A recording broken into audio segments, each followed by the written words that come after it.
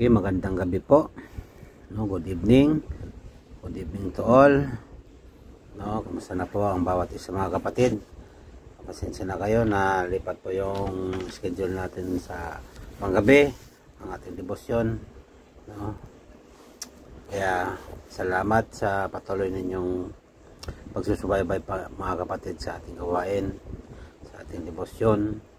Nawa ay samahan nyo naman po ako at tayo po ay mag-aaral sa salita ng Panginoon. Okay po? Kung meron po kayong Bible, buksan nyo po ang Gawa chapter 17 verse 30. Gawa chapter 17 verse 30. Ang sabi po dito sa Bible, sa Bagong Tipan,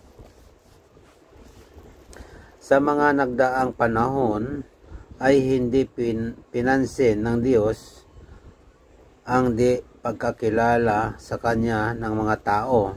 Ngunit ngayon ay iniutos niya sa lahat ng tao sa bawat lugar na magsisi, talikuran ang kanilang masamang pamumuhay. Okay po, no? Napakabuti ng Diyos. Ano po? Napakabuti ng Diyos sa atin.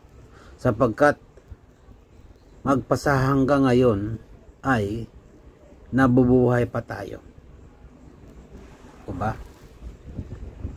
Hanggang ngayon ay nabubuhay pa rin tayo dahil sa kabutihan ng Diyos. O kapatid, dahil binibigyan pa niya tayo ng pagkakataon na magsisi at mabuhay para sa Kanya. Mga kapatid, kung iisipin natin, no, sino ba tayo para bigyan ng pansin ng Diyos? Dahil nais ng Diyos, mga kapatid, na ang Kanyang mga nilalang, na ang Kanyang nilikha, na ang Kanyang kawangis ay magpapasakop sa Kanya. Kaya nga binibigyan niya tayo ng pagkakataon na makapagsisi sa ating mga kasalanan. No? Noon, hinahayaan ng Diyos ang mga taong nagkakasala. Hindi niya ito pinapansin. Ngunit sa panahon natin ngayon, mga kapatid, nais ng Diyos na tayo po'y magbalik loob sa Kanya. Ano po? Kasalanan ang dahilan kung bakit tayo napalayo sa Diyos. Tandaan po natin ito, mga kapatid. Ang kasalanan natin, kaya tayo po'y napalayo sa Diyos.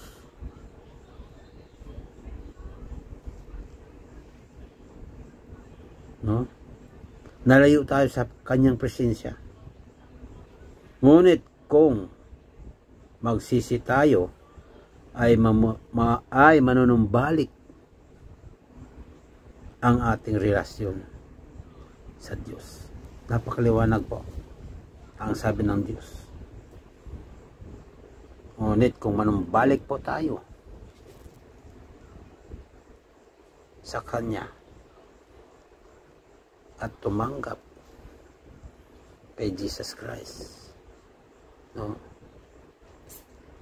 ay bibigyan pa niya tayo ng karapatan na maging anak ng Diyos. Ang sinumang tumanggap ay bibigyan niya ng karapatang maging anak ng Diyos.